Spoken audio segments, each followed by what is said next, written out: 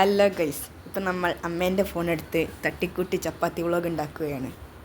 ഇതിലെ മെയിൻ സഹായി എൻ്റെ അസിസ്റ്റൻറ്റ് അബിൻ കൃഷ്ണ കെ ഭയങ്കര കഷ്ടപ്പെട്ടിട്ടാണ് ചപ്പാത്തി പരത്തുന്നത്.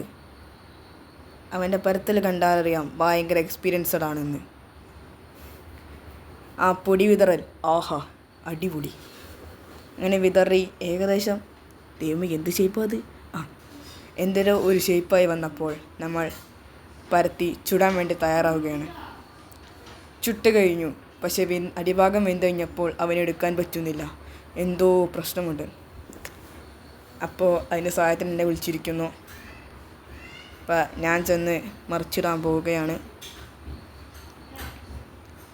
ഇപ്പം തന്നെ വന്നില്ല, അത് ചെയ്യുന്ന എത്താവല്ലേ. അങ്ങനെ വന്ന് മറിച്ചിട്ട്